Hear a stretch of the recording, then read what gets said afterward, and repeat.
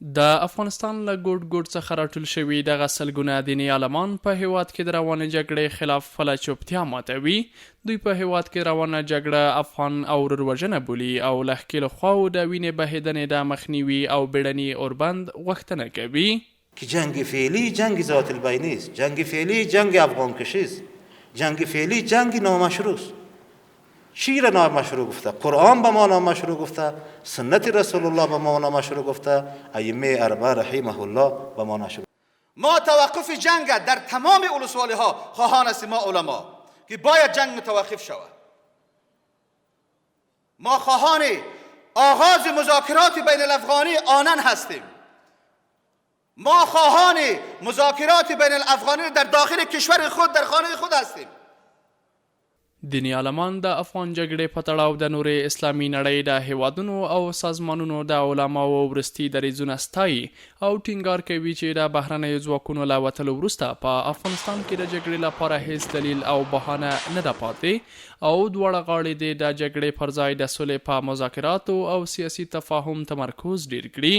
کل علمای جهان اسلام، مراجع فقهی جهان اسلام، از مولانا مفتی محمد تقی عثمانی شروع تا رئیس اتحادیه جهانی علمای جهان اسلام شیخ ریسونی تا دانشمند فقیه دکتر یوسف قرضاوی و اعضای بزرگ رابطه العالم جهان اسلام همه گفتند که جنگ در این کشور دیگر هیچ بهانه‌ای برای مشروعیتش نمانده و باید ختم بشه. بعد از خروج نیروهای خارجی هیچ بهانه‌ای برای تداوم جنگ باقی نمانده و باید هرچی زودتر ضمن ختم و توقف جنگ آتش بست دائمی را اعلان نموده و مذاکرات بین الافغانی را به منظور تأمین صلح آغاز نماییم. په ورته مهال د کابل والی یعقوب حیدري یادې غونډې ته د خبرو پر مهال پر طالبانو نیوکه وکړه چې د سولې لپاره جدي اراده نه لري او د دې ډلې وروستي خوشي شوي زرګونه زندانیان هم د ژمنې خلاف د جګړې ډګر ته ستانه شوي او اوس مهال د افغان ځواکونو پر وړاندې جګړه کوي.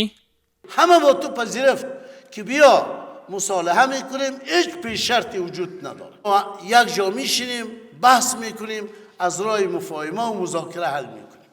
گیرم همین مفاهمه و مذاکره ما 2 سال نه، 3 سال نه، 5 سال دوام میکنه یا بکنه، ولی در این 5 سال یک نفر کشته نمیشد. بلخوا د سولې د روانو هڅو په لړ کې له کابله یوې تللي پلاوي په ایران کې د طالبانو د قطر دفتر له غړو سره کتلي دي. د طالبانو ویان ذبیح الله مجاهد ویلي چې د قطر دفتر پلاوی د شیر عباس تنګزي په مشرۍ تهران ته تللی او د ایران د بهرنیو چارو له وزیر جواد ظریف او افغان شخصیتونو سره یې لیدلي دي. له کابله په تللي پلاوي کې د سولې په چارو کې د ولسمشر غني ځانګړی استازی سلام رحیمي، د پخواني ولسمشر حامد کرزي لومړی مرستیال یونس قانوني او د پخواني ولسمشر د دفتر رئیس کریم خرم شامل دي. ویل کیږي چې په دې لیدنه کې به د افغانستان د سولې پر مسئلې او د خبرو له لارې د ستونزې پر حل خبرې وشي. د طالبانو د قطر دفتر ویاند هم وایي چې په دې لیدنه کې پر افغان سولې او د خبرو له لارې د جګړې پر ختمېدو بحثونه کیږي، خو افغان حکومت بیا تر اوسه په دې اړه څه نه دي ویلي.